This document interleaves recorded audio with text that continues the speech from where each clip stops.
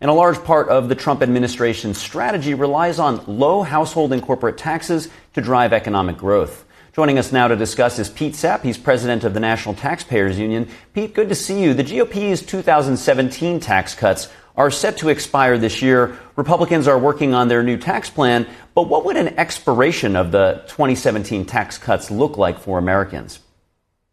Well, that would be an economic disaster for sure. 80% of American households would see a tax increase. For a median income household, the amount would be about $1,800 extra a year coming out of their family budgets. Now, if you happen to have 2 or 3 children in your household, that's going to rise dramatically because just one portion of the 2017 law provided for a $2,000 per child tax credit for most kids under the age of 17. That would be cut in half if the law is allowed to expire. So that would be $3,000 tax hike right away for a family with 3 qualifying kids.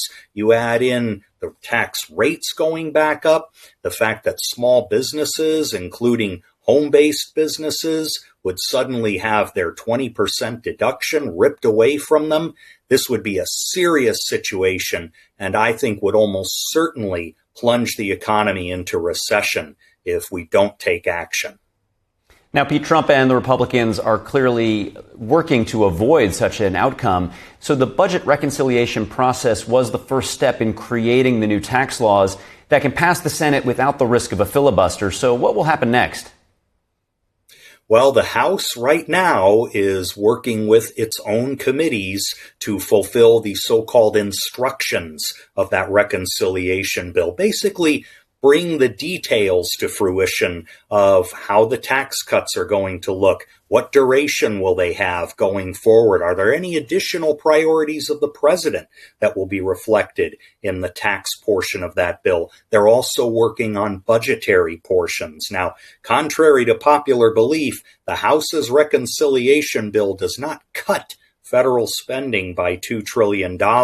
It slows down that spending by $2 trillion. Instead of spending $86 trillion over 9 years, the House budget says, let's spend 84 instead.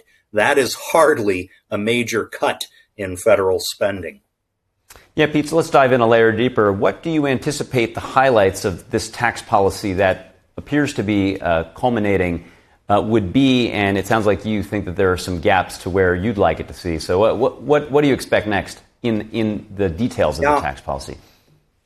On the business side, we need to make clear that businesses will be able to deduct an investment they make in plants or equipments in the year they actually make the investment. That's called full and immediate expensing. That will expire completely by the end of this year unless Congress acts to renew it. That's a vital signal you can send to businesses right now at a critical point in the economy. It says to businesses, look, if you want to expand, the tax code is going to help you do that, or at least not penalize you. Also, I think the rate reductions on the individual side need to be cemented into law. Otherwise, we're going to see an average tax rate go up from about 20% right now to 23% or more. That 3% margin is going to be very expensive for many American families. Plus, that child tax credit I spoke of is going to be highly, highly valued by families going forward. And if they can't count on that after 2025 and have to basically give up another $1,000 out of their pockets for each child, that's going to be a huge hit as well. So there are important details on both the business and the individual side that need to be worked out. Yeah, the devil is always in the details. And we were discussing this earlier today about the tension between the federal government and the state's government. We were talking more on automotive policy and logistics, specifically with California. Now I know you've done some research in this, and so I want to get the sense of what that tension looks like when it comes to tax policy. Yeah, it's important to remember that many states base their own tax systems on what the federal government defines for things like income, deductions, and credits and the like. And so when the federal government's own tax laws expire, so do many state tax laws. That's called coupling or conformity, any of a number of terms. And the problem is that many states that closely base their tax codes on the federal model will end up with some serious tax increases on their own residents going forward. And it's not just red states, it's so-called blue states. Our study, which we released earlier this week, found that places like New York, New Jersey, Maryland, Connecticut would have their residents suffering the most if the 2017 Trump tax law actually expires. And so they have a vested interest in making sure that that doesn't happen. And a big part in the tension within the Republican Party is what to do with SALT. That's the state and local deductions. In Texas, they don't want to see a huge deduction because they feel like, that's, skirting the commitment to the federal income. But in states like New York, New Jersey, Connecticut, they want to raise SALT. So how does this all play into the Republican horse trading as they look to put forward policy? Well, some very smart people have described the SALT issue this way.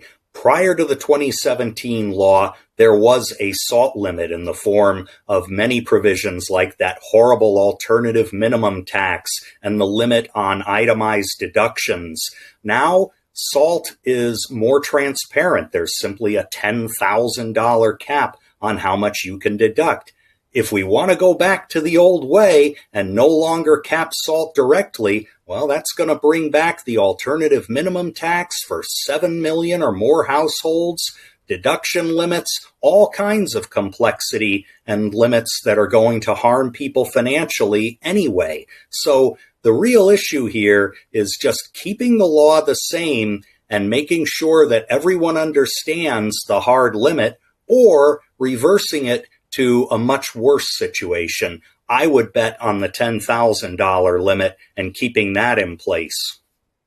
It seems like blue state Republicans want that limit raised, though they're willing to concede a income barrier so that it only affects the highest earners, but middle class working families are not affected, but they don't have to double pay state and federal. What are your thoughts on that? Well, it would be much less of a revenue impact for sure, because right now the state and local tax deduction is a deduction primarily claimed by better off individuals. I mean, most of the tax benefit goes to households making more than $100,000, well above the median. So if the proposal is to have some kind of income-based limit, perhaps say that the limit starts to toughen at a $200,000 income level, well, that could certainly minimize the revenue hit. And we have to be careful about how much revenue that we're having with an impact here, because there are other provisions that should be made permanent or perhaps improved that would have revenue impacts of their own. It's all a trade-off, and SALT doesn't seem to be a good place to tinker with. And Pete, as we finish up, you had mentioned that it's an absolute cliff to get this done before the end of the year. Feels like that's a long time from now, but things creep up quickly. So what would you like to see in terms of milestones to feel like, it's not heading toward the holiday season and this all of a sudden becomes an all-encompassing project? Well, House Speaker Mike Johnson has said he wants to complete his chamber's action on the tax bill by Memorial Day. That's a good goal to have. Here's hoping that his House colleagues will support him in that. I think the Senate needs to come along as well, to the point where before Congress takes its August recess, both chambers have completed action and hopefully have conferred and sent a bill to the president. That kind of timetable is important to stay on, because if we're stretching this out to Labor Day, we're in trouble. Well, there's a lot on the agenda. We're going to have to walk and chew gum at the same time, but definitely appreciate you sharing your insights with us this afternoon. Pete Sepp, President of the National Taxpayers Union. Have a great weekend. My pleasure. Take care.